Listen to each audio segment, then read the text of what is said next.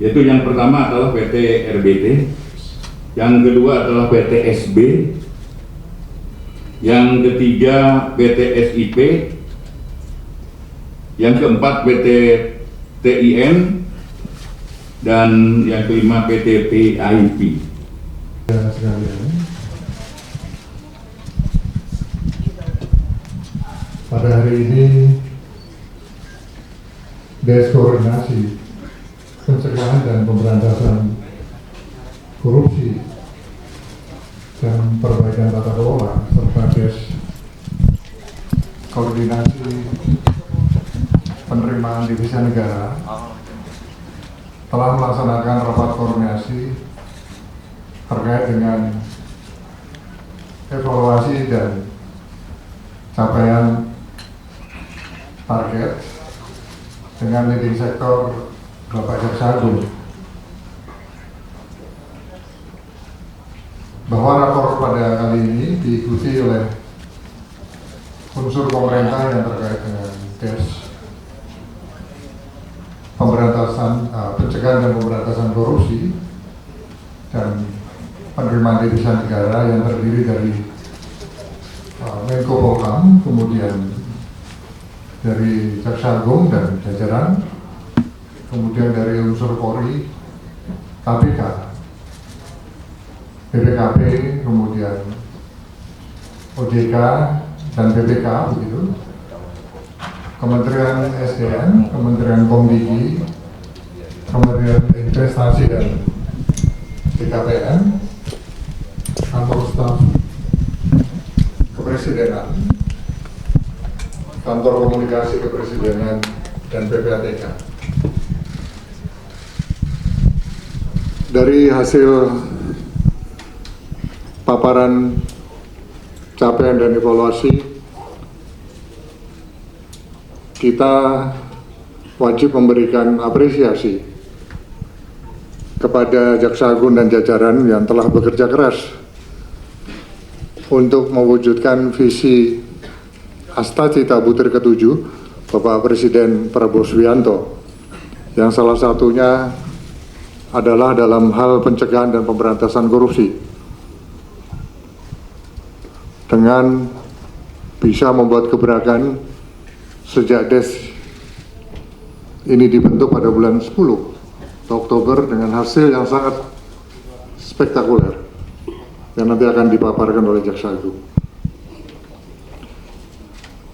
Rapat koordinasi kali ini di samping membahas capaian dari Des yang dipimpin oleh atau dengan leading sektor Jaksa Agung, sekaligus juga membahas strategi untuk memperkuat tata kelola pemerintahan, meminimalkan kebocoran anggaran, begitu, dan strategi untuk meningkatkan efektivitas di dalam penegakan hukum tindak pidana korupsi. Bapak Presiden, Bapak Prabowo Subianto, secara khusus memberikan arahan kepada Des bahwa untuk memastikan bahwa seluruh proses penegakan hukum, khususnya terhadap tindak pidana korupsi, harus betul-betul dijalankan dengan tegas dan tanpa ragu-ragu. Oleh karenanya, kami yang tergabung di dalam Des tindak pidana korupsi ingin menegakkan hukum atau punya komitmen di dalam penegakan hukum dengan memberikan efek jerah, tetapi juga memberikan solusi berupa perbaikan terhadap regulasi dan pencegahan yang dapat meminimalisir peluang terjadinya korupsi, sehingga hal tersebut akan semakin dapat memperkuat kapasitas institusi pemerintah yang menjadi agent of development atau agen utama pembangunan di negara ini. Intinya bahwa semua langkah atau strategi yang dijalankan ini harus berjalan dengan seimbang antara upaya pencegahan penegakan dan perbaikan regulasi dan tata kelola. Dari hasil rapat koordinasi hari ini menyepakati beberapa langkah yang harus dioptimalkan untuk ke depan, yang meliputi yang pertama, DES akan terus mendorong penggunaan teknologi digital seperti e-katalog, kemudian e-government di seluruh kementerian lembaga dan pemerintah daerah untuk mengurangi risiko-risiko atau peluang-peluang terjadinya korupsi. Yang kedua, fokus utama di dalam penanganan tindak pidana korupsi maupun pengembalian devisa negara adalah pada pemulihan aset hasil korupsi, khususnya berada di luar negeri, agar dana tersebut bisa kembali ke negara kita dan sepenuhnya digunakan untuk pembangunan nasional untuk kesejahteraan masyarakat. Oleh karenanya, DES akan terus memperkuat kerjasama internasional untuk langkah-langkah di dalam pengembalian aset-aset koruptor yang ada di luar negeri. Pada kesempatan ini juga kami dari DES juga mohon dukungan gitu, dari media dan seluruh masyarakat untuk terus kita bersama mendukung upaya langkah-langkah yang dilakukan oleh pemerintah di dalam pemberantasan korupsi, termasuk di dalam menciptakan tata kelola pemerintahan yang semakin bersih, semakin transparan, sebagaimana visi Bapak Presiden Bapak Prabowo Subianto.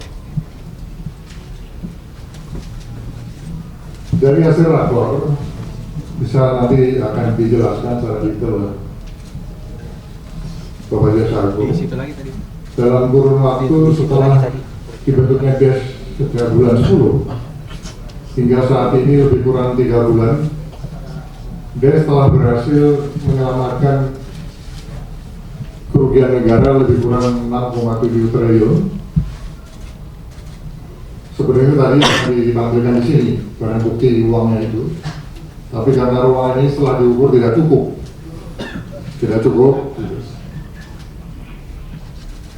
Nah, makanya barang bukti senilai 6,7 triliun rupiah itu ada saat ini di akun di ekstrakon BRI. Uangnya ada begitu. Ada hasil-hasil spektakuler yang merupakan gebrakan yang sangat luar biasa sejak DES ini dibentuk, dan memang Jaksagung dan jajarannya bekerja keras sehingga ada hasil-hasil lainnya yang akan diumumkan. Hari ini ada beberapa tambahan tersangka baru, baik itu perorangan maupun korporasi. Yang pertama yang terkait dengan tata niaga timah di wilayah Iup PT Timah. Ini dengan kerugian negara, kerusakan lingkungan dan sebagainya yang kurang lebih berjumlah 271 triliun. Kemudian juga ada tersangka baru yang terkait korporasi yang terkait dengan tata niaga kelapa sawit gitu, dengan jumlah kerugian negara berkisar 73 triliun. Jadi kalau di total hasil daripada penanganan yang dilakukan oleh Jaksagung dan jajaran sejak DES dibentuk, yang akan disampaikan nanti secara detail, ada tambahan tersangka baru baik itu perorangan maupun korporasi dengan jumlah total kerugian negara kurang lebih 346 triliun rupiah. Ini yang bisa diselamatkan. Nah, selanjutnya untuk menjelaskan secara detail capaian-capaian daripada DES koordinasi pencegahan Pemberantasan dan Perbaikan Tata Kelola serta Des Pengembalian Devisa Negara. Saya persilakan kepada Pak Jaksa Agung untuk bisa menjelaskan.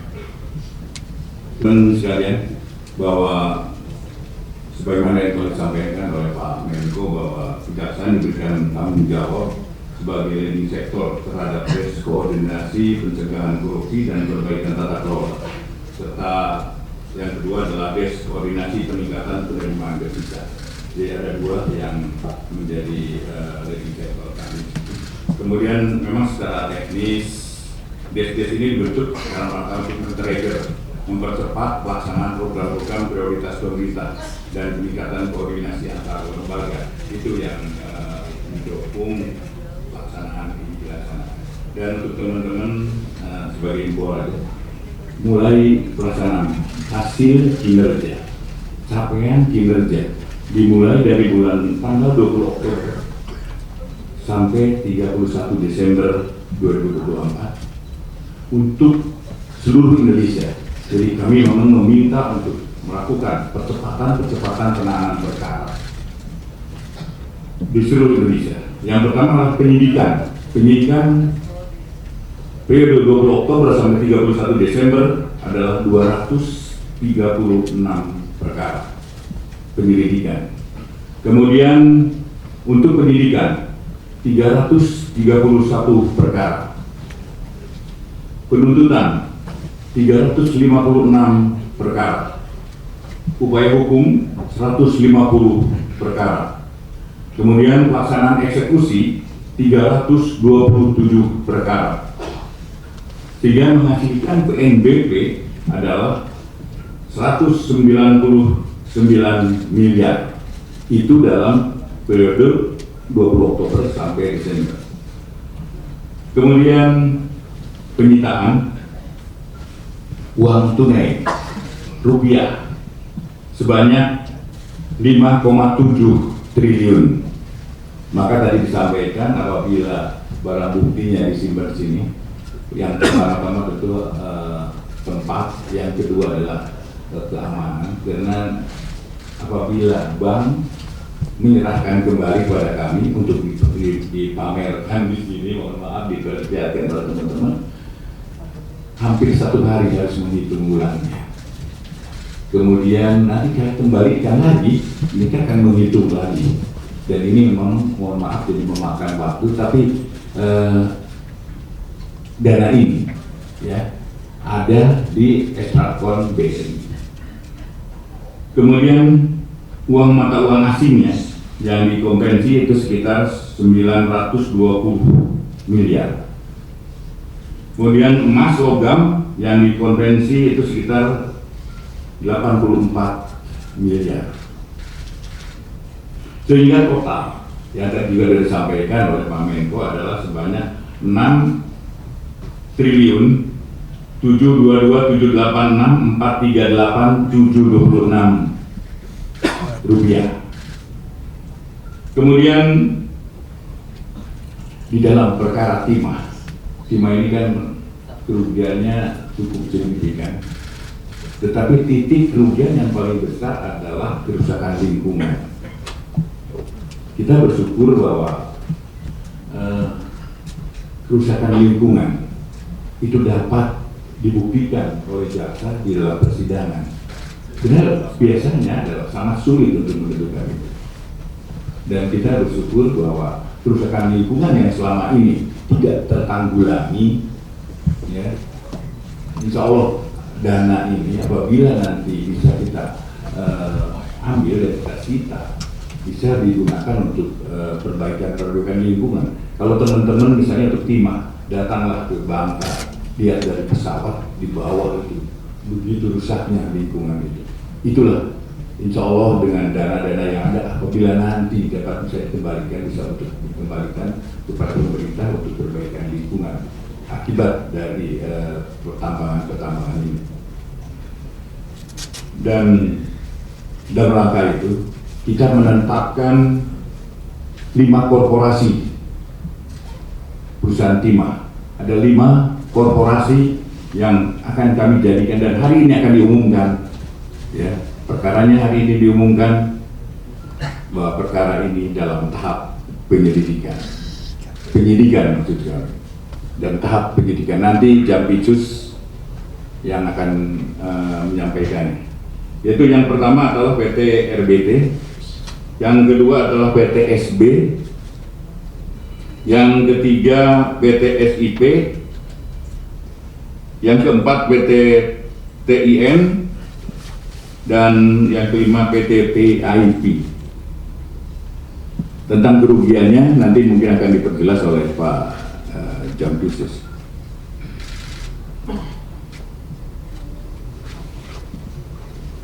Kemudian selain PT Timah, korporasinya ada 2 korporasi yang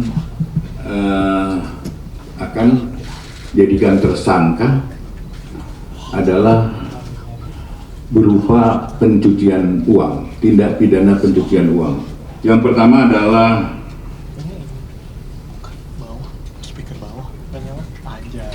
PT AL atau PT Alpaledo. Yang kedua PT MRM atau Motorrado Mas. Tapi sebagai ansar-ansar saya juga ingin sampaikan kerugiannya berapa sih?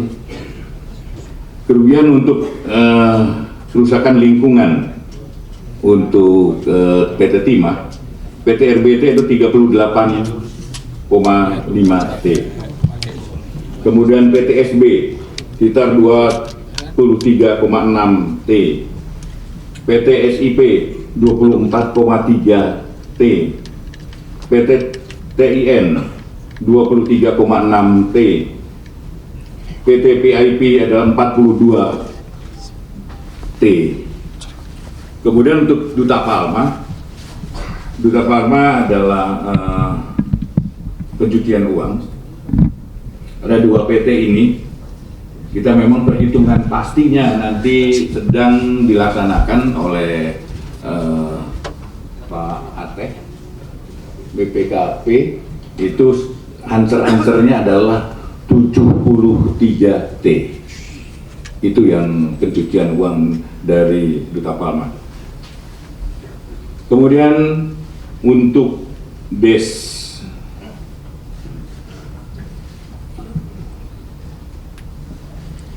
perbaikan tata kelola dan DES koordinasi peningkatan penerimaan devisa, nanti saya minta Jam Datun untuk menyampaikan.